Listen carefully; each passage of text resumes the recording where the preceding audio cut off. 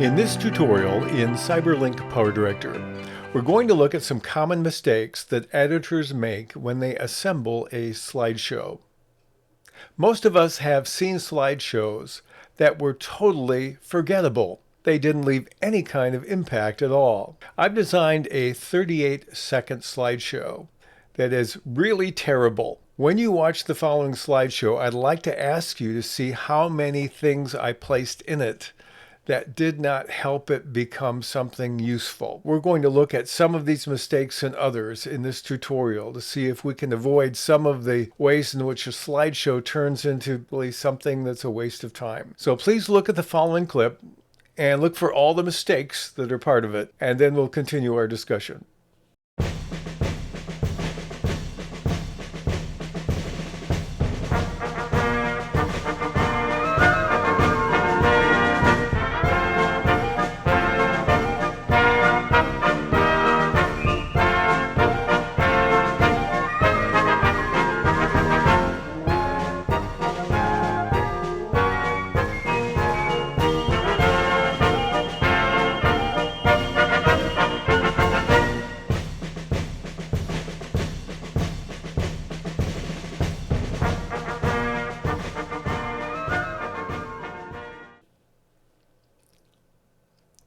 My guess is one of the first things you noticed in that slideshow was the music.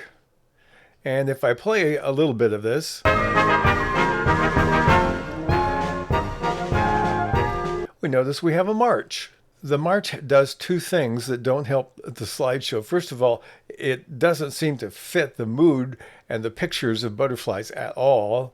And secondly, it draws attention to the style of music that it's part of. Oftentimes we can pick songs that we like or songs that we think our audience will like, but we have to be careful because sometimes even if the song is a fabulous song, the message will be conveyed more in the audio channel than the video channel. And what's showing on the screen will kind of be unimportant in the end. The choice of music is extremely important when it comes to slideshows. And I recommend choosing music that doesn't have something memorable itself within it so that people can see that as a way to help convey the message rather than a way in which it can overpower the message. The other element related to music is sometimes we define a slideshow as simply a series of pictures that also contain music. But the question is that all it is?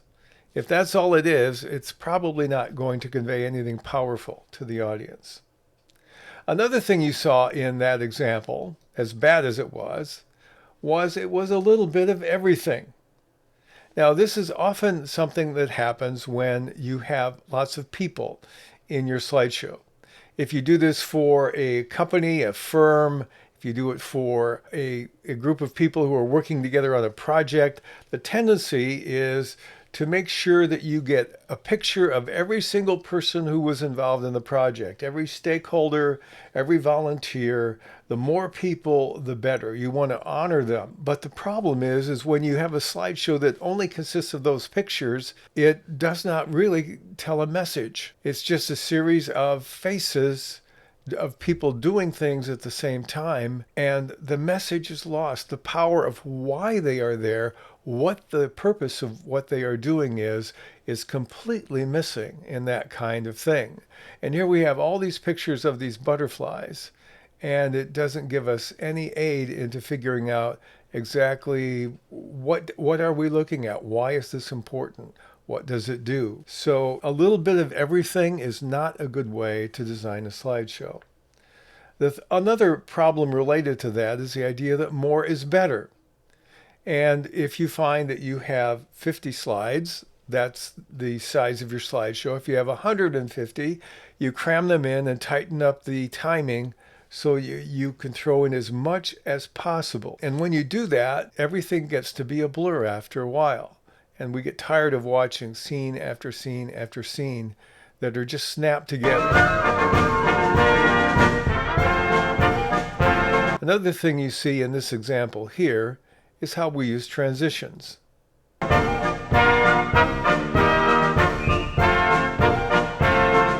They're interesting, but I've picked a different transition between each and every slide. And when you just do that for variety's sake to say, oh, this is cool, I'm going to show you a bunch of cool things, again, does that convey your message? Or is your attention to, oh, that was interesting, I wonder what the next transition is going to be? Will I like that? Will I not like the previous one? So we start getting our report card out on the novelty. And the novelty, again, can overwhelm the content. So you have to be very careful in your slideshow to make sure that when you use transitions, when you use any component, in fact, of PowerDirector, that it doesn't overwhelm your message. The other main problem I see often in slideshows is people define a slideshow basically as a photograph album. And when you get to a photograph album, you'll see slides like this. The pictures are posed.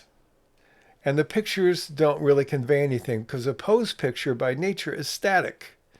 It doesn't tend to show energy. It doesn't show action. It doesn't show movement toward a goal or an objective.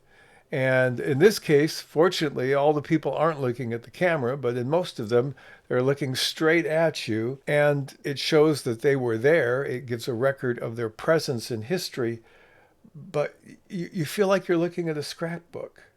And another problem with these pictures, as well as with the ones that we have on our timeline, is nobody bothered to crop them. So we have a blank area on the left and a blank area on the right because they don't match the proportions of our finished video. So whether you're using pictures of people or anything else, when you just treat it like a photograph album, it's very hard to convey a message, to get someone emotionally and thoughtfully involved in the reason why you put the slideshow together in the first place. Another thing is avoid cliche slides. And here's what we have in our last one. Very much. We end the slide with a sunset. Now, it's a nice picture, but it really doesn't have anything to do with the focus of why we created the slideshow in the first place. In the comments, I'd like you to leave other observations you've made about slideshows and share with me some of the ways in which you have seen slideshows kind of fall off the rails and not really convey a message that is memorable or worth hanging on to. In the next tutorial, we're going to show you some best practices you can use to make your slideshows much better than average. So please give your comments on some of the wrong things that we tend to do when we build slideshows, and then join us next time for some ways in which we can improve the ones we're working on.